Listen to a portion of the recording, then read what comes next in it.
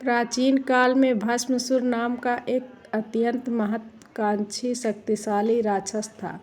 वह पूरे ब्रह्मांड पर राज करना चाहता था।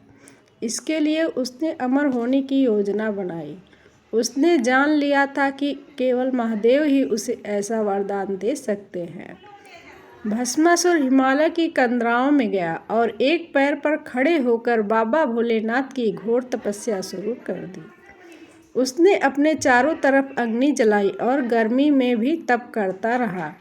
जब कई हजार वर्ष बीत गए और शिव जी प्रकट नहीं हुए तो उसने हताश होकर अपने शरीर के अंगों को काट काट कर हवन कुंड में डालना शुरू कर दिया। भस्मासुर का पूरा शरीर लहूलुहान हो गया। अपने भक्त की ऐसी कठोर तपस्या देखकर बाबा भोलेनाथ का हृदय पिघल गया। वे अपने वाहन नंदी पर सवार होकर तुरंत उनके सामने प्रकट हो गए। महादेव ने अपने दिव्य हाथ से भस्मासुर के शरीर को छुआ, जिससे उसके सारे घाव तुरंत ठीक हो गए। शिव जी ने मुस्कुराकर कहा, हे वत्स, आंखें खोलो। मैं तुम्हारी इस असीम तपस्या से अत्यंत प्रसन्न हूँ। उठो और अपनी इच्छा के अनुसार कोई भी वरदान मांग लो। भस्मासुर ने महादेव के चरण स्पर्श किए और कुटिलता से मुस्कुराते हुए कहा, हे त्रिलोकीनाथ, यदि आप मुझ पर प्रसन्न हैं तो मुझे अमर होने का वरदान दीजिए, ताकि मैं काल मृत्यु को कोई भय न हो रहे। भगवान शिव ने गंभीर होकर कहा, हे दैत्यराज, इस संसार का यह नियम है कि जिसका जन्म हुआ है उसकी मृत्यु निश्चित है। अमरता की मांग प्रकृति के नियम के सर्वथा विरुद्ध है, इसीलिए तुम अमर होने के स्थान पर कोई दूसरा वर मांग लो। भस्मासुर चतुर था। उसने थोड़ी देर विचार किया और एक ऐसी युक्ति सोची जिससे वह अप्रत्यक्ष रूप से अमर और अजय बन सके। उसने सोचा, ठीक है प्रभु, यदि आप मुझे अमर नहीं कर सकते तो मुझे यह वरदान दीजिए कि मैं इस संसार में जिस किसी के भी सिर पर अपना दाहिना हाथ रखूं, वह जीव उसी क्षण जलकर भस्म हो जाए। बाबा भोलेनाथ अत्यंत सीधे और निश्चल थे। वे भक्तों के मन की कपट को जानते हुए भी अपने नियमों के कारण विवश हो जाते हैं। उन्होंने बिना किसी आज्ञा पीछा सोचे तुरंत अपने हाथ उठाया और कहा, तथास्तु, ऐसा ही होगा। वरदान पाते ही भस्मासुर के मन में छिपा हुआ राक्षस और अहंकार जाग उठा। उसकी आंखों में वासना और भक्ति का मद छा गया। उसने सोचा, इस पूरे ब्रह्मांड में इस समय शिव जी से बड़ा कोई नहीं है। यदि मैं स्वयं शिव जी के सिर पर हाथ रख दूं तो वह भस्म हो जाएंगे। उसके बाद मैं तीनों लोगों का स्वामी बन जाऊंगा और माता पार्वती को हासिल कर लूंगा। भस्मासुर अट्टहास करते हुए कुटिलता से मुस्कुराया और उसने अपना हाथ महादेव के सिर पर रखने के लिए आगे बढ़ा। भगवान शिव उसी दुष्ट मनसा को समझ गए। चूंकि वरदान स्वयं महादेव ने ही दिया था, इसीलिए वे अपने ही वरदान के प्रभाव को काट नहीं सकते थे। संसार की मर्यादा बनाए रखने के लिए भगवान भोलेनाथ वहां से दौड़ पड़े। भस्मासुर भी उनके पीछे पीछे पूरी ताकत से भागने लगा। महादेव आगे आगे भाग रहे थे। दुष्ट राक्षस भस्मासुर उनके पीछे पीछे दौड़ रहा था। शिव जी स्वर्ग लोक, बैकुंठ लोक और पाताल लोक की दिशा में दौड़े। सभी देवी देवता भयभीत हो गए। आज स्वयं सृष्टि के संहारक संकट में हैं। यदि भस्मासुर सफल हो जाता है तो पूरी सृष्टि का संतुलन बिगड़ जाएगा। भागते भागते महादेव पृथ्वी पर हिमालय की दुर्गम पहाड़ियों के बीच छुपे। वहां उन्होंने स्वयं को एक अत्यंत संकरी और गुप्त गुफा में छिपा लिया, जिसे आज के समय में हम गुप्त काशी के नाम से जानते हैं।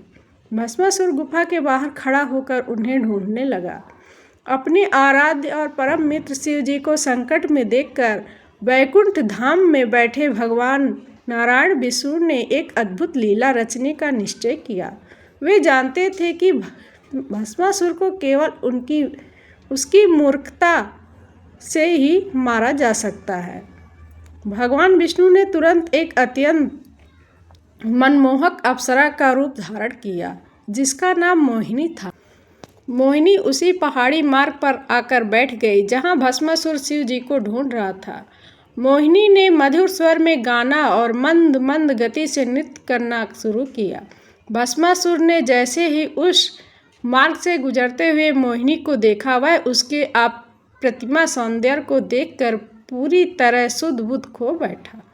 वह शिव जी को भूल गया और सम्मोहित होकर मोहिनी के सामने जाकर खड़ा हो गया। उसने काम के वश में होकर मोहिनी से कहा, हे सुंदरी, तुम इस वीरान जंगल में क्या कर रही हो? मैं इस सृष्टि का सबसे शक्तिशाली प्राणी हूँ। देवता भी मुझसे डरते हैं। तुम मुझसे विवाह कर लो, मेरी रानी बन जाओ। मोहिनी ने लजाते हुए मुस्कुराते हुए भस्मासुर से कहा, हे दैत्यराज, मैं एक नर्तकी हूँ और मुझे नित्य आनंद प्रिय है। मैंने प्रतिज्ञा की है कि मैं केवल उसी पुरुष से विवाह करूंगी जो नित्य कला में निपुण हो। यदि तुम मेरे जैसे सभी मुद्राएं हूबहू करके दिखा सको तो मैं तुम्हारी पत्नी बनने को तैयार हूँ। भस्मासुर मोहिनी के रूप जाल में ऐसे फंस चुका था कि उसे सही गलत का कोई होश नहीं था। उसने बिना सोचे समझे गर्व से कहा, मुझे तुम्हारी शर्त स्वीकार है। तुम जैसे नाचोगी मैं भी वैसे नाचूंगा। मुझे अपनी कला दिखाओ। इसके बाद वन के बीच एक अद्भुत नृत्य प्रतियोगिता शुरू हुई। मोहिनी ने ढोल और संगीत की थाप पर थिरकना शुरू किया। भस्मासुर भी मोहिनी की नकल करते हुए हाथ पैर हिलाते हुए, मोहिनी जैसे जैसे अपनी कमर मटकाती, हाथों की मुद्राएं बदलती, भस्मासुर भी वैसे वैसे करते ही जाता। नृत्य धीरे धीरे अपने चरम पर पहुंच गया। भस्मासुर की पूरी तरह थक चुका था और उसका ध्यान केवल मोहिनी के चेहरे और उसके हाथों की मुद्राओं पर था। वह भूल चुका था कि उसके पास क्या वरदान है। तभी मोहिनी ने चाल चली। उन्होंने नृत्य करते करते एक ऐसी मुद्राएं की जिसमें उन्होंने अपना दाहिना हाथ घुमाकर बड़ी सुंदरता से अपने ही सिर पर रख लिया। भस्मासुर मोहिनी की इस मुद्रा को देखकर इतना मंत्रमुग्ध था कि उसने बिना एक क्षण सोचे तुरंत अपना दाहिना हाथ अपने ही सिर पर रख लिया। जैसे ही भस्मासुर का हाथ उसके सिर से छुआ, बाबा भोलेनाथ का दिया हुआ वरदान सक्रिय हो गया। भस्मासुर के शरीर से भयानक और तीव्र अग्नि की लपटें निकलने लगी। वह चीख भी नहीं पाया और पल भर में जलकर राख का एक ढेर बन गया। इसी प्रकार अधर्म और अहंकार का अंत हुआ। भस्मासुर के भस्म होते ही आकाश से देवताओं ने पुष्प वर्षा की। भगवान शिव अपनी गुप्त गुफा से बाहर आए। उन्होंने नारायण के इस संकट मोचक मोहिनी रूप को देखा और मुस्कुराते हुए उन्हें धन्यवाद दिया। ऋषि मुनियों और देवताओं ने राहत की सांस ली और चारों ओर बम भोले, हर हर महादेव और बाबा भोलेनाथ की जय के नारे गूंज उठे।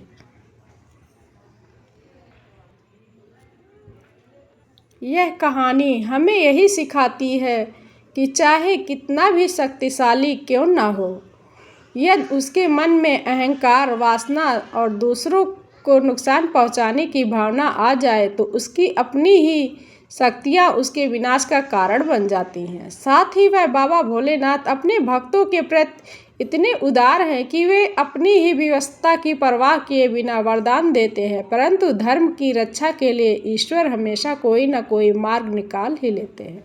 जय भोलेनाथ।